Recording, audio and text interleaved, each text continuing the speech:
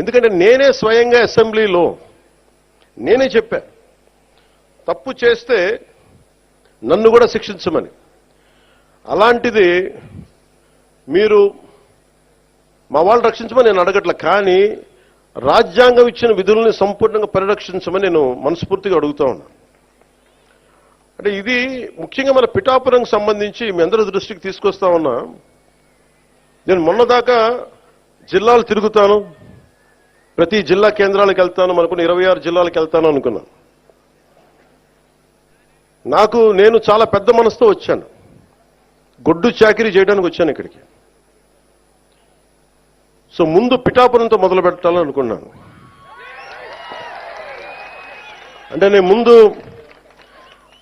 నాకు ఉద్దానంతో ప్రారంభించాం కాబట్టి శ్రీకాకుళంకి వెళ్దామా, లేదంటే భయంతో ఉండే ఎంతసేపు భయం గుప్పిట్లో ఉండే కొన్ని రాయలసీమ జిల్లాలకు వెళ్దామా, ఇట్లా అన్ని ఆలోచిస్తాను. ఒకటే అనిపించింది, ముందు ఇంటిని శుభ్రపరచుకున్న తర్వాత బయటికి వెళ్ళి అనిపించింది.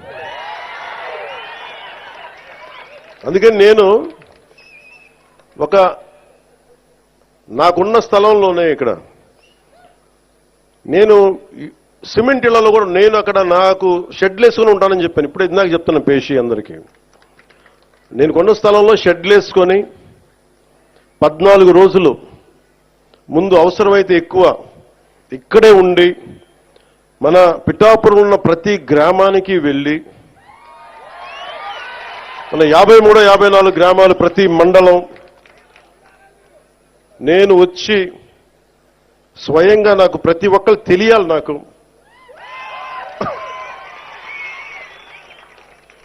అందుకని నాకు అదే కావాలి, మన ఇద్దరు కూడా. రోగి అదే కోరుకున్నాడు, వైద్యుడు అదే ఇచ్చాడండి. అలా మీకు అదే కావాలి, నాకు అదే కావాలి. మనందరం కలిసి మన పిఠాపురాన్ని మొత్తం ఒక జాతీయ స్థాయిలో దీని పేరు తీసుకొద్దాం.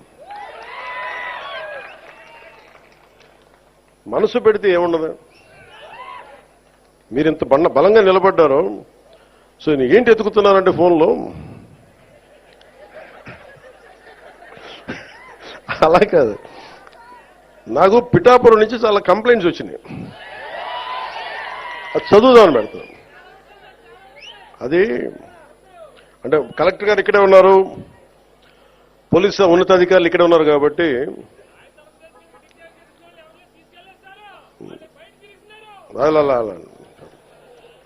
కొన్ని బయట మాట్లాడుకున్నాయంటే కొన్ని లోపల మాట్లాడుకునే ఉంటాయి.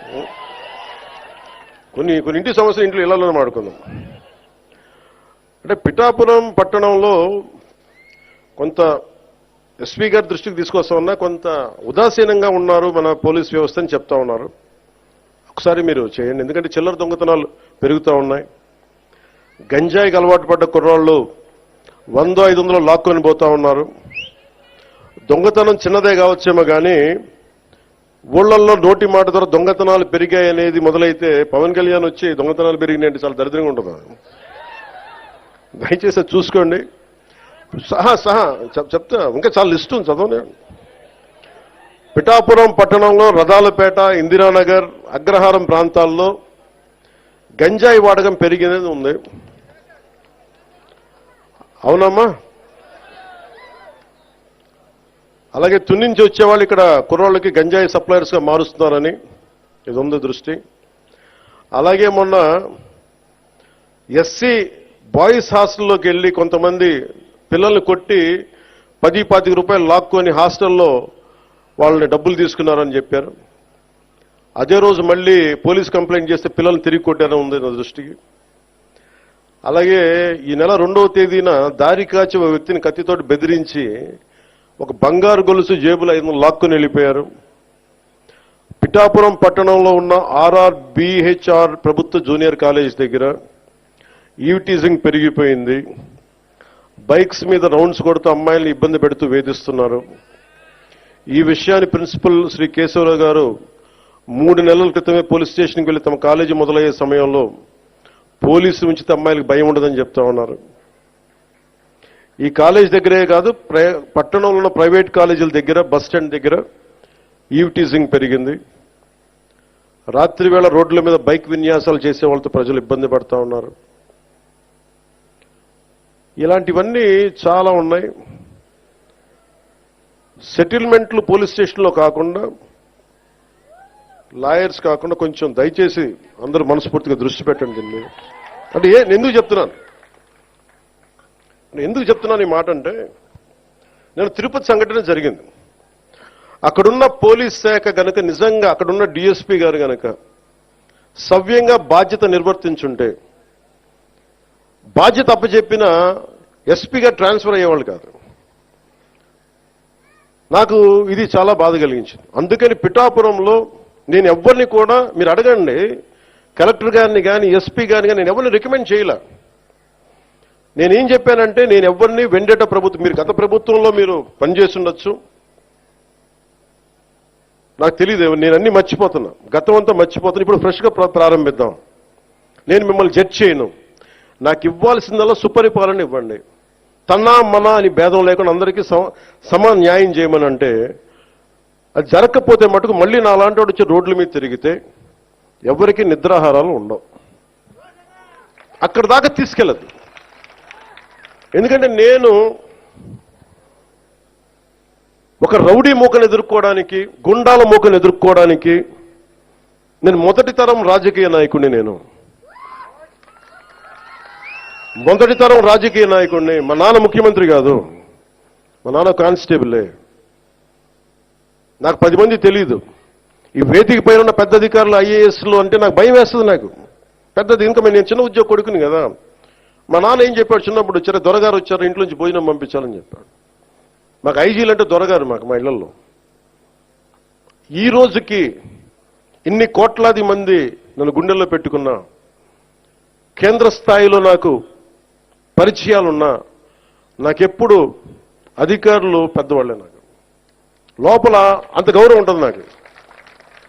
కానీ గౌరవం నిలబెట్టుకోవాల్సిన అవసరం కూడా అధికారుల మీద ఉంది. ఎందుకంటే నేను ప్రజల కోసం పనిచేస్తాను. అందుకని ఈ బాధ్యతని అందరూ చేయాలి. ఎందుకంటే నేను ఈవ్ టీజింగ్ అనేది నాకు చాలా చిరాకు. నిస్సహాయ స్థితిలో ఉన్న ఆడపిల్లల్ని వేధించడం అనేది మగతనం కాదు. అది మీరు మగతనం కావాలంటే జిమ్నాస్టిక్స్కి వెళ్ళండి. మీరు మగతనం ప్రూవ్ చేయాలంటే దేశం కోసం ఒళ్ళుంచి ఆర్మీలో జాయిన్ అవ్వండి. ఆడపిల్లల్ని ఏడిపించి అది మగతనం అంటే తొక్కి నారత్తిస్తాం, పిచ్చ వేషాలు వేస్తాం. ఎందుకంటే ప్రతి ఇంట్లో ఆడపిల్లలు ఉన్నారు. తల్లి లేకుండా మనుగడ లేదు సృష్టిలో. మీరు ఆడబిడ్డలకి, పోలీస్ శాఖ కూడా నేను చాలా బలంగా చెప్తా ఉన్నాను, ఇంకొకసారి నాకు ఈవ్ టీజింగ్ అనేది నాకు కనిపించకూడదు పిఠాపురంలో. This is my directive. ఎందుకంటే నా నియోజకవర్గాన్ని నేను సవ్యంగా చేసుకోలేనప్పుడు, నా నియోజకవర్గాన్ని నేను సరిగ్గా కాపాడుకోలేను, నా డిప్యూటీ ముఖ్యమంత్రి పదవి దేనికి, అధికారులు ఉండడం దేనికి? నేను చాలా స్పష్టంగా ఉన్నాను ఈ విషయంలో. వీళ్ళను కొడితే క్రిమినల్స్కి కాస్ట్ లేదు, గుర్తుపెట్టుకోండి. తప్పులు చేసి కులాల వెనక దాక్కుంటే బయటికి తీసుకొస్తాం, గుర్తుపెట్టుకో. కులాల వెనక దాక్కోకండి. వాళ్ళు క్రిమినల్స్కి కులం లేదు, ప్రజాప్రతినిధులకి కులం లేదు. We are very clear about it. చాలా స్పష్టంగా ఉన్నాం దాని మీద. ఈయన కొడితే మాకు ఓట్లు పోతాయి. నేను అధికారులందరికీ చెప్తా ఉన్నాను, సార్ ఈయన అరెస్ట్ చేస్తే ఓట్లు పోతాయి. ఎందుకు ఓట్లు పోతాయి? ఎవరు వెనకేసుకొస్తారు వీళ్ళని? నేనైతే వెనకేసుకురాను. మా కూటమిలో ఉన్న నాయకులు ఎవరు వెనకేసుకురారు. ఒకళ్ళు వెనకేసుకొస్తే సరిదిద్దుతాం. అంతేకాని నిస్సహాయంగా పవన్ కళ్యాణ్ బిడ్డలు బాగానే ఉంటారు, వాళ్ళు నాన్న రక్షించుకోగలరు. ఒక సగటు మనిషి, సగటు క్లర్క్, సగటు క్లాస్ 4 ఎంప్లాయ్, వాళ్ళని కదా సంరక్షించాల్సింది మనం. విఐపి ట్రీట్మెంట్ ఆగాలి ఇక్కడ, సగటు కామన్ మ్యాన్ ట్రీట్మెంట్ పెరగాలి. అది తిరుమలలో కావచ్చు, సగటు జీవితంలో కావచ్చు. ఇలా కాకుండా కూర్చోబెట్టి పోలీస్ 6 నెలల హనీమూన్ పీరియడ్ అయిపోయింది. హనీమూన్ పీరియడ్ అయిపోయింది అందరికీ, నాతో సహా. నాకు కూడా ఇంక లెర్నింగ్ కూర్చోబెట్టి రివ్యూస్ అని వదిలేశాను. నేను నుంచో చోట రివ్యూ చేస్తాను, అవసరమైన చోట నిలబడతాం, కానీ రాష్ట్రం అంతా తిరుగుతాం మన పిఠాపురంతో మొదలు పెట్టుకొని.